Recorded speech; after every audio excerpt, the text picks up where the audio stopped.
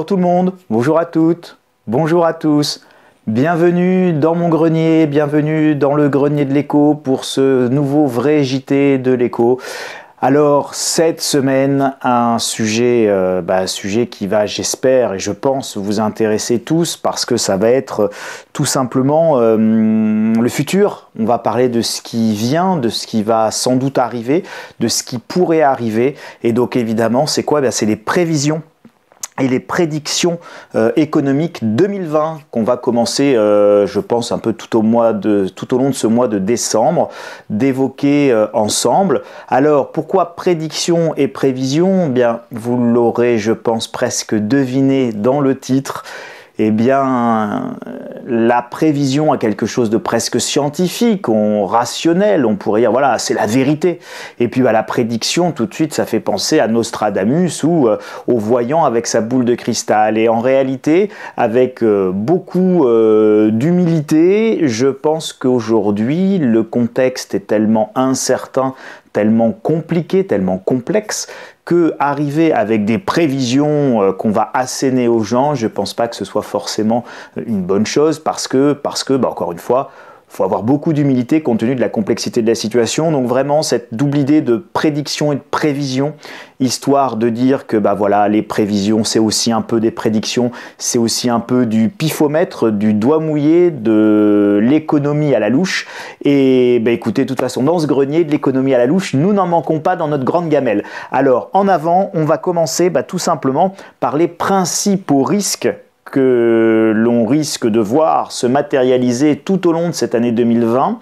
Alors je vais essayer de vous faire une revue comme ça assez rapide des points qui me semblent les plus importants à surveiller parce qu'ils pourraient justement se transformer en cause de risques systémiques. Donc c'est ça qu'il faut surveiller. Allons-y. Alors, on va démarrer par les prédictions outrageusement cataclysmique de la Saxo Bank que Saxo Bank fait tous les ans. C'est toujours un exercice, je trouve, assez intéressant. Cette année, dans les outrageous predictions, je vous en ai ressorti quelques-unes qui me semblent important de garder en tête. Le pétrole à 90 $, pour eux, c'est quelque chose qui pourrait évidemment, ça serait un choc pétrolier. Et on va revenir sur cette notion de 90 $, dans une économie qui est très chancelante. Et 90 $, c'est très cher, c'est très coûteux. L'énergie ne devient plus abondante, elle est très chère. Enfin, elle est toujours abondante, mais elle est très coûteuse. Et donc, forcément, ça a un aspect récessif, puisqu'en fait, ce que vous dépensez pour de l'énergie, c'est du pouvoir d'achat que vous n'avez pas ailleurs. Donc en fait, un baril de pétrole élevé, eh bien, c'est tout simplement l'équivalent d'une augmentation des taux d'intérêt. La mise en place d'une taxe par Donald Trump qui serait la poursuite par d'autres moyens de la démondialisation qu'il mène, on y reviendra, et la Hongrie qui sortirait de l'Union européenne sur fond de dissension politique sur les valeurs mêmes de l'Union et par rapport aux valeurs mêmes de l'Union. Alors on pense ici par exemple à l'immigration, à Schengen, à tous ces problèmes-là, si vous voulez, qui sont excessivement exacerbés entre la Hongrie, Viktor Orban et les membres de Bruxelles et de l'Union européenne et de la Commission européenne. Donc les relations sont à couteau tiré entre Bruxelles évidemment et la Hongrie. Et puis la mise en place d'une monnaie asiatique que Saxo Bank appelle l'ADR, qui est un équivalent de droit de tirage asiatique, donc qui serait un peu la même chose que les DTS du FMI, mais pour les pays d'Asie, avec évidemment en position centrale dans ces DTS asiatiques, la Chine et le yuan chinois. Voilà rapidement pour les prévisions de Saxo Bank. Gardez-les en tête, on va y revenir tout au long de cette présentation. Alors, cet article du Monde qui parle du risque de récession mondiale. Donc on est en train de voir la croissance qui se calme, qui diminue. Et donc en fait, la force de se diminuer et de se rapprocher de zéro, tout le monde craint évidemment une récession. Et la récession, si elle n'est pas globale aujourd'hui, elle est clairement palpable, mesurable et quantifiable dans la baisse de la production industrielle. Par exemple en Allemagne, c'est mauvais. Les chiffres sont très mauvais. Donc il y a une vraie crainte de récession mondiale et donc c'est le titre de cet article du Monde, l'inquiétant trou d'air de l'économie mondiale.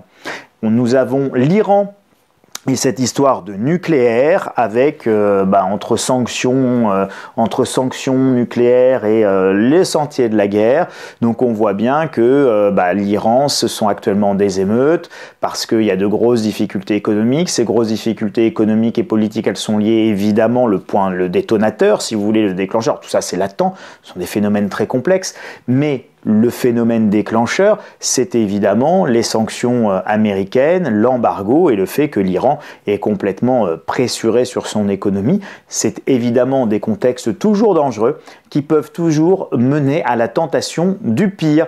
Alors, les risques de guerre, à mon sens, ils vont jusqu'en le point le plus critique, ça sera vers février-mars 2020, pour la simple et bonne raison que c'est en termes de saison, en termes de temps, en termes de moment, notamment par rapport aux élections américaines de novembre 2020, eh bien, on va être sur le parfait timing. Alors, est-ce que ça va se faire ou pas se faire? Je n'en sais rien, mais en tout cas, c'est un sujet qui va être prégnant tout au long de l'année 2020 et qui évidemment, et surtout au premier semestre 2020, donc la première moitié de 2020, évidemment, si une guerre dans le Golfe contre l'Iran se déclenche, ça risque de faire secouer beaucoup le système économique mondial parce que ce sera un choc extrêmement fort. Souvenez-vous de ce qu'il s'est passé lorsque simplement les petits outils du Yémen ont réussi en lançant quelques missiles, à supprimer 50% de la production saoudienne en quelques minutes suite à une attaque. Ça a mis un gros bazar sur le marché, notamment financier et monétaire américain, puisque c'est à ce moment-là que s'est déclenchée la crise du repos, et donc cette crise du repos qui n'est toujours pas finie, puisque les États-Unis continuent à financer une centaine de milliards de dollars chaque jour, par roulement. C'est pas 100 milliards qu'on met et qu'on additionne tous les jours, mais c'est 100 milliards qu'on remet tous les jours dans le système financier, dans le système bancaire américain. Alors, évidemment, tout ça, ça nous amène à l'idée de choc pétrolier, et donc ce choc pétrolier, la question qu'il faudra se poser, et qui va se poser en 2020, c'est un choc de la demande, c'est parce que la demande augmente dans un contexte plutôt de récession et dans un contexte plutôt de croissance très très faible, très très molle qui tend vers zéro, ou c'est évidemment plutôt un choc d'offre, c'est-à-dire de l'offre qui manque. Et donc, c'est pas tant qu'on consomme plus que, au contraire, on produit un peu moins. Et donc là, on a un vrai sujet autour du pic pétrolier, autour de la transition énergétique, autour, vous savez, de l'urgence climatique. Toutes ces choses-là, ça va être aussi très prégnant en 2020 pour la simple et bonne raison que notre économie et notre système économique est profondément carboné, que les échanges ont intrinsèquement besoin d'une quantité quasiment illimitée d'énergie, mais une énergie qui soit surtout abondante et très peu coûteuse, parce qu'encore une fois, dès que c'est cher, eh bien, toutes les chinoiseries que l'on produit à grand renfort d'énergie, que l'on envoie à grand renfort de bateaux de transport, et puis Amazon qui vous le livre à grand renfort de camionnettes qui marchent au diesel partout et dans toutes les rues de France et de Navarre, eh bien évidemment, tout ça, c'est une économie qui est profondément carbonée et qui ne repose que sur la consommation de pétrole. Et si demain vous n'avez pas de pétrole ou pas tout à fait la bonne quantité de pétrole, et vous savez qu'en économie on est très souvent dans ce qu'on appelle les effets marginaux, c'est-à-dire que dès qu'il vous manque 5%, eh bien c'est le bazar, puisqu'évidemment l'effet marginal de ces 5% fait exploser le prix, puisque tout le monde a besoin de ces 100%, et donc personne ne veut avoir à se rationner. Donc voilà un autre sujet qui va être très prégnant en 2020. En 2020, toujours, nous aurons évidemment également l'élection américaine qui se prépare, et donc avec en ligne de mire pour Trump sa réélection, pour les démocrates l'envie de reprendre le pouvoir, avec toujours le même combat entre une oligarchie mondialiste d'un côté, et puis un canal souverainiste, nationaliste incarné par Donald Trump qui veut mettre en place des mondialisations et donc la réindustrialisation de l'Amérique, et qui veut refondre progressivement, ce qui est d'ailleurs en train de se passer depuis 4 ans, le commerce mondial, et même l'OMC, l'Organisation mondiale du commerce aujourd'hui, est une organisation qui est relativement bloqué, puisque Donald Trump ne nomme pas les juges qu'il devrait nommer, etc., etc. Donc tout ça, il y a une véritable volonté de mettre fin à la mondialisation telle qu'elle a été conçue jusqu'à présent. Ensuite, ça nous amène justement à cette notion de démondialisation et de dédollarisation. Alors regardez, on est très clairement, alors aujourd'hui, les échanges, le volume mondial de vente de marchandises n'est pas négatif. Mais regardez, on était parti d'une croissance en 2017 de 5,5% et aujourd'hui nous sommes en trimestriel à une augmentation de 0,2. Donc nous sommes dans une décélération extrêmement forte de quoi ? De l'augmentation du commerce mondial. Et donc on voit que a priori, les prochains trimestres, nous devrions même avoir une diminution et rentrer en territoire négatif sur les volumes d'échanges. C'est passionnant ça. Ça fait très longtemps que ce n'était pas arrivé, évidemment. Donc ça, c'est quelque chose de fondamental. Et la démondialisation, qui est finalement extrêmement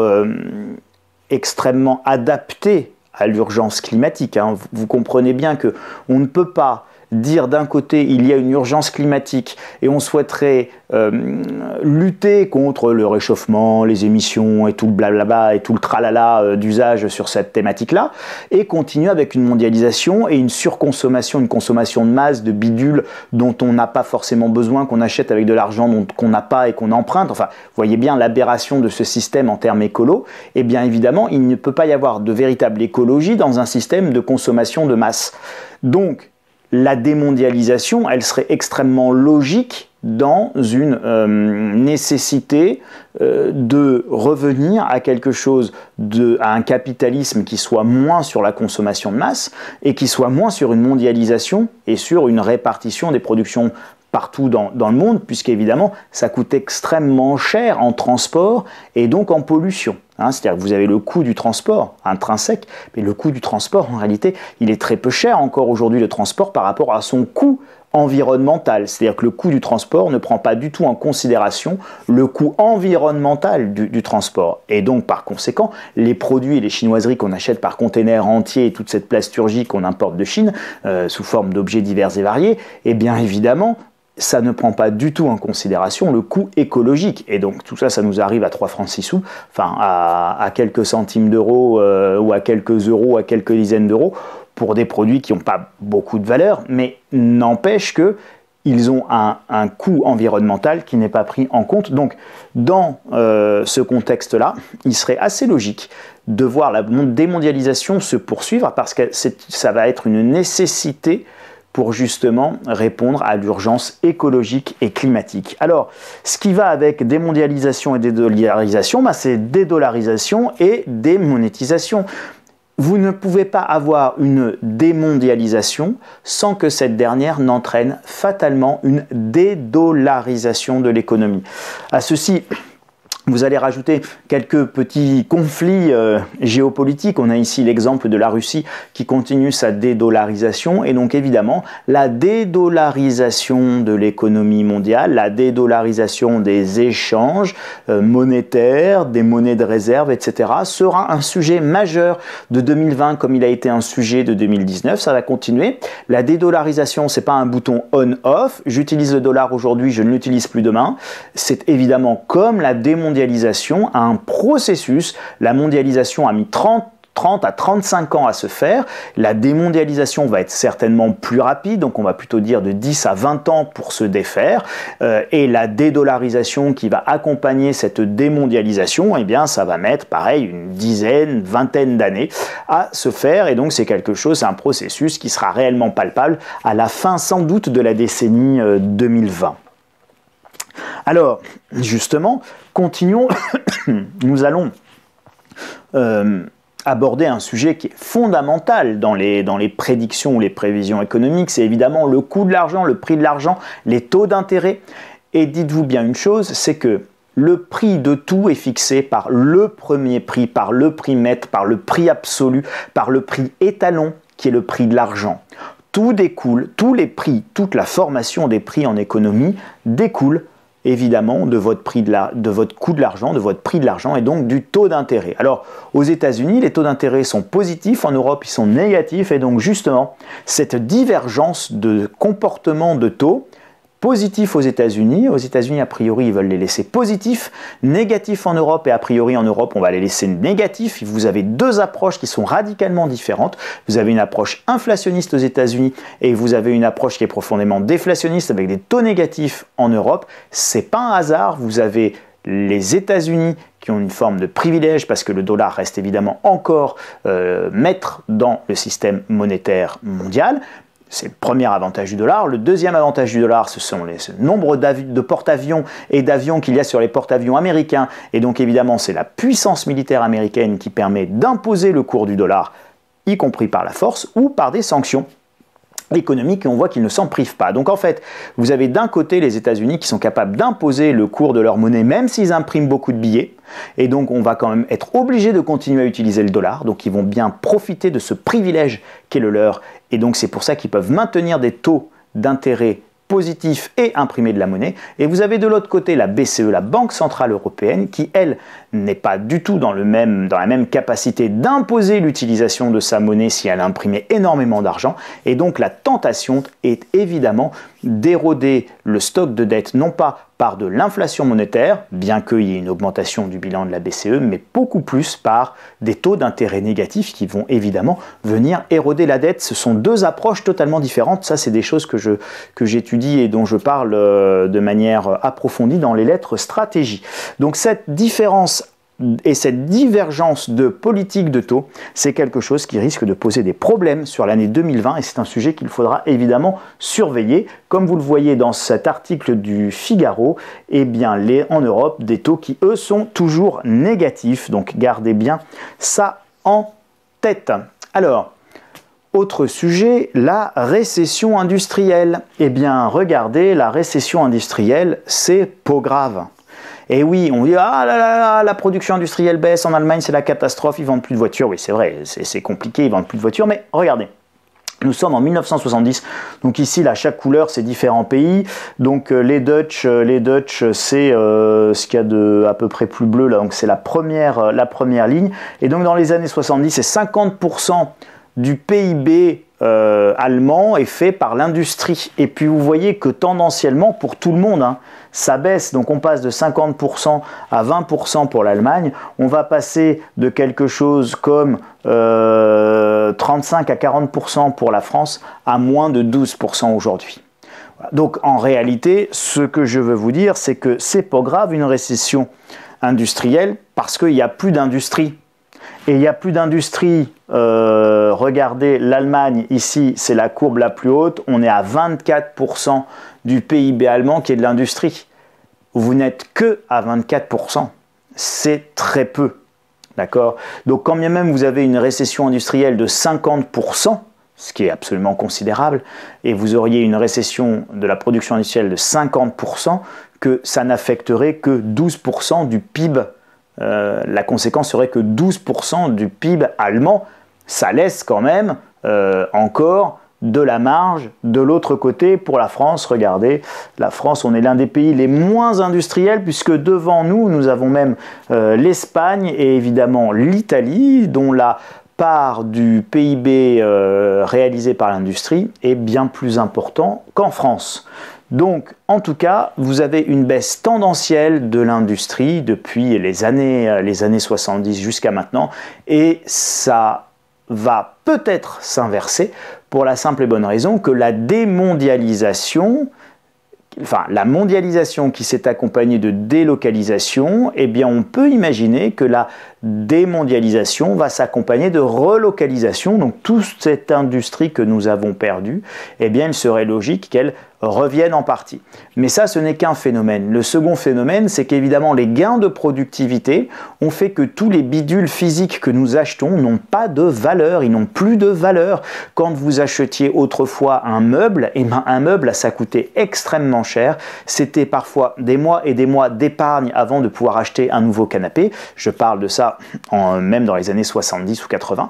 Aujourd'hui, vous allez chez Ikea et puis pour 200 ou 300 euros, vous avez, ma foi, un canapé qui peut être tout à fait convenable. Et puis si c'est pas Ikea, chez Ikea, ce sera ailleurs. Mais ce que je veux vous dire par là, c'est que le prix d'un certain nombre de produits matériels, physiques, industriels ont beaucoup chuté ces dernières décennies et ils n'ont plus du tout le même poids dans le budget des ménages, mais notre consommation a complètement changé. Mais la valeur des produits, vous savez que la valeur des produits quand on achète en Chine, vous avez d'un coef 10 à un coef 100 entre le prix en sortie d'usine en Chine et le prix de revente en Europe ou aux États-Unis. Les chaussures que vous achetez à la Halle, chez Gémeaux, etc., qui proviennent de Chine, sont des chaussures, le prix de la paire de godasses, ça se négocie au kilo, et le kilo de godasses, c'est de 50 centimes à 1 euro le kilo.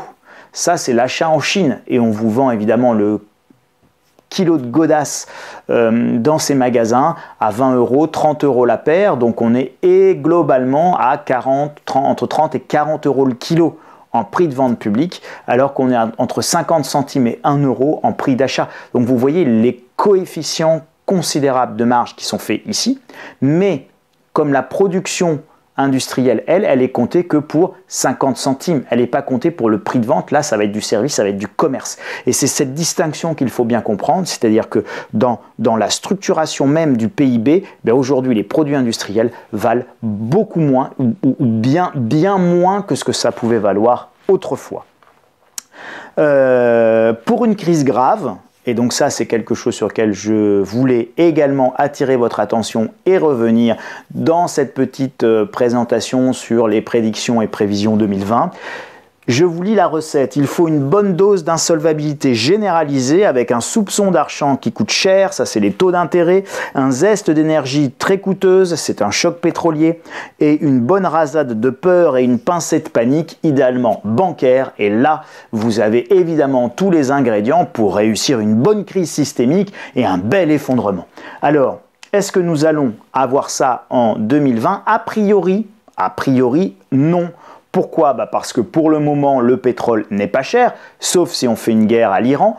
Pour le moment, les taux d'intérêt sont très peu élevés. Encore une fois, ils ont recommencé à baisser aux États-Unis. Ils sont négatifs en Europe, donc l'argent n'est pas cher. Donc vous avez les deux principaux indicateurs de krach importants, de risque importants, qui ne sont pas là. Parce que tant que vous n'avez pas ni d'argent cher, ni de pétrole cher, vous avez des risques d'insolvabilité qui sont maîtrisés. Or, l'effondrement, une crise d'anthologie, regardez, souvenez-vous de la crise des subprimes. La crise des subprimes, c'est quoi? C'est une crise d'insolvabilité. Les crises sont toujours liées à l'insolvabilité. Et ce qui aggrave, accélère ou déclenche l'insolvabilité, c'est évidemment le renchérissement du prix de l'argent, parce que l'écrasante majorité des acteurs économiques sont à taux variable. Nous, en France, nous empruntons à taux fixe, mais nous sommes une exception dans l'océan mondial de taux variables. Donc dès que les taux augmentent, les Américains, les cartes de crédit, les taux sur les cartes de crédit, sur les crédits immobiliers, sur les bagnoles, bref, sur les études, tout ça, ça monte dans la semaine, alors que nous empruntons un taux fixe. Donc ça, c'est une vraie différence. Mais le crédit hypothécaire, etc., la tendance générale dans le monde, c'est évidemment le taux variable. Alors, qu'est-ce qu'il va nous rester? Il va nous rester les monstres cachés. J'en avais parlé, vous pourrez aller sur le site insolentiae.com et taper les monstres cachés. Eh ben, les monstres cachés, c'est par exemple ce qu'on a eu avec WeWork, où cette société, tout d'un coup, s'est révélé être un mensonge total. Donc c'est quelque chose qu'on ne voit pas se développer, qui est sous les radars et puis qui tout d'un coup nous explose à la figure. Mais souvent, quand ça nous explose encore une fois à la figure, c'est parce que nous avons eu une augmentation des taux d'intérêt et donc on ne peut plus masquer l'insolvabilité, elle se voit, on ne peut plus la cacher. Alors en 2020, ma conviction personnelle, et évidemment je peux me tromper dans les grandes largeurs, hein. Encore une fois on parle d'une conviction personnelle, pas d'une vérité absolue, intangible et infaillible, c'est que nous n'avons pas de danger économique particulier. Évidemment, la situation n'est pas bonne, la situation elle est même complètement pourrie, elle est même complètement moisie, on est tous surendettés, les taux sont négatifs, on voit bien que ça ne va pas du tout, mais ça peut tenir tant que les banques centrales tiennent, tant que ce système monétaire tient. Et a priori, il a tenu en 2017, en 2018, en 2019, je ne vois pas tellement pourquoi il ne tiendrait pas en 2020, en 2021. Donc, pour qu'il ne tienne pas, il faudrait qu'il y ait des chocs. Et je pense que l'année 2020, les risques ne seront pas des risques économiques purs, et que les problèmes ne viendront pas en réalité de l'économie, mais les problèmes économiques viendront et seront la conséquence de problèmes ou de chocs politiques. Et donc, je pense que c'est ce qu'il va falloir surveiller avec beaucoup d'attention en 2020, parce qu'on voit bien à quel point partout dans le monde, c'est éruptif. Donc 2020, c'est l'année des révolutions. Vous avez partout dans le monde, au Brésil, au Chili, en Amérique latine, au Moyen-Orient, dans les pays maghrébins, évidemment dans les pays européens et la France en particulier, un contexte qui est absolument éruptif socialement parlant. Alors, il y a des raisons à cela. Et cette raison fondamentale, c'est ce que Karl Marx appelait l'infrastructure et la superstructure. Quand vous avez l'infrastructure quotidienne de vie des gens qui évolue et la superstructure politique de gouvernance qui, elle, reste figée, eh bien évidemment, à un moment donné, entre la réalité sur le terrain et la réalité politique, on ne se parle plus. Il y a une défiance qui devient absolument terrible jusqu'au moment où évidemment, l'infrastructure, c'est-à-dire les peuples, se rebellent contre la superstructure, c'est-à-dire la gouvernance et les politiques, qui n'est plus adaptée. Je vais vous donner juste un exemple pour illustrer ce propos. C'est pour illustrer ce propos, il ne s'agit pas de dire je suis pour, je suis contre, etc. Ce n'est pas le sujet. C'est pour illustrer le propos. Vous avez les Gilets jaunes qui demandent le RIC, le référendum d'initiative citoyenne. Nous sommes dans un monde, l'infrastructure, dans un monde quotidien où nous sommes capables de voter pour tout. Vous sortez d'un restaurant, vous avez pris des photos, vous mettez un avis sur Google. Vous louez un gîte, vous êtes sur Airbnb, vous notez votre hôte, vous mettez le nombre d'étoiles, vous faites votre commentaire, etc. Vous donnez votre avis sur tout. Partout, on donne notre avis, on est sollicité. Partout, on est au cœur d'une démarche qui est totalement ce qu'on appelle proactive, participative. Mais en politique, pas du tout. Ça n'a pas bougé. Vous n'avez pas le droit de donner votre avis, vous n'avez pas le droit de penser, vous n'avez pas le droit de réfléchir. Vous avez une caste qui considère qu'elle a des droits absolus sur vous, à décider pour vous de tout, y compris de votre bonheur, et de savoir si ce que vous avez mangé c'était bon ou pas bon. Et ça, c'est l'État qui décide. Et donc, partout dans le monde entier, c'est pas quelque chose qui est purement franco-français, vous le voyez bien. Dans le monde entier, les castes politiques qui fonctionnent à peu près de la même façon, eh ben, se retrouvent confrontés à une base qui n'en peut plus de ce mode de fonctionnement parce que l'infrastructure a évolué, les psychismes ont évolué, et donc évidemment la superstructure va également évoluer. Et pour Karl Marx, c'est la principale clé de lecture et la principale cause des révolutions. Donc l'année 2020, sans doute l'année des révolutions sur cette idée d'infrastructure et de superstructure. Donc un climat insurrectionnel partout dans le monde, le rejet d'un système et d'une oligarchie, une réforme monétaire internationale qui nécessite un consensus mondial qui est loin d'être acquis. C'est-à-dire qu'en réalité, nous sommes dans un espèce de clair-obscur. Et c'est ça qui s'est passé en 2018, 2019 et 2020, qui se passera probablement en 2020, c'est que nous sommes dans cette espèce de clair-obscur, nous sommes dans une situation d'attente. Tous ceux qui observent de manière rationnelle et qui vont vous dire à peu près la vérité, nous savons tous qu'avec les dettes que nous avons accumulées, c'est une insolvabilité en réalité générale. Nous ne paierons jamais les dettes. Ce n'est pas possible. Donc les conséquences des politiques sociales à mener pour payer les dettes ou les conséquences de la faillite, globalement c'est les mêmes, c'est-à-dire qu'il faut couper toutes les dépenses pour pouvoir rembourser une dette qu'on ne pourra pas payer, puisque si on coupe toutes les dépenses, prenez le cas de la France, 57% de dépenses publiques dans le PIB, si vous divisez par 2 les dépenses publiques, vous réduisez de 30% votre PIB, donc de toute manière, vous avez une récession qui sera tellement importante qu'il n'y aura pas de croissance, ce sera une récession, et donc le poids des dettes sur le rapport dette-PIB qui va s'effondrer, quand bien même les dettes resteraient constantes, ou quand bien même les dettes diminueraient un peu. Si votre PIB baisse de 30% et que vos dettes elles ne baissent que de 10%, en fait votre ratio dette sur PIB s'est dégradé de 20 points. Donc, de toute manière, nous ne paierons jamais les dettes. Et donc, comme nous ne paierons jamais ces dettes aux États-Unis, en Europe, au Japon, partout dans le monde en réalité, eh bien il va falloir une réforme du système monétaire international. La dernière réforme du système monétaire international, c'est la fin des accords de Bretton Woods au début des années 70. Et nous allons vivre la même chose. Et nous allons le vivre de notre vivant parce que c'est quelque chose qui va avoir lieu dans les 10 prochaines années. Eh bien, au maximum dans les 10 prochaines années.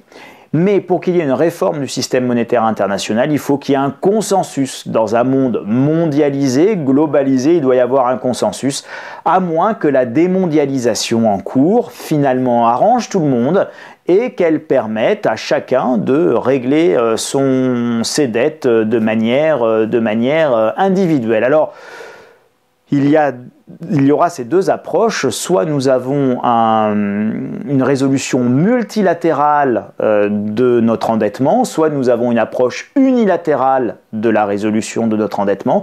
C'est évidemment deux approches qui sont radicalement différentes. Pour avoir une approche unilatérale du règlement monétaire de votre dette, eh bien, il faut avoir déjà sa souveraineté monétaire, donc ça va poser un problème pour les pays européens de la zone euro, comme vous avez pu le deviner, mais surtout ça va nécessiter au préalable une démondialisation et de défaire la pelote de la mondialisation et que chacun retrouve tous ses leviers de souveraineté, de production, etc. Et puis à partir de là, effectivement, chacun pourra adopter un règlement monétaire sur sa propre monnaie avec une dévaluation, avec une nouvelle monnaie qui sera introduite, etc. etc.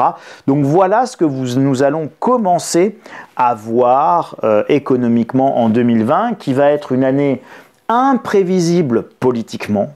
Politiquement, je pense que 2020 va être totalement imprévisible, mais finalement assez prévisible économiquement, c'est-à-dire que économiquement, ce qui va se passer en 2020, c'est à peu près la même chose que ce qui s'est passé en 2019 et 2018, gonflement de la bulle, argent gratuit, les banques centrales qui interviennent dès qu'il y a le moindre signe de petit craquement ou la moindre inquiétude, parce que de toute façon, si elles ne le font pas, c'est l'effondrement.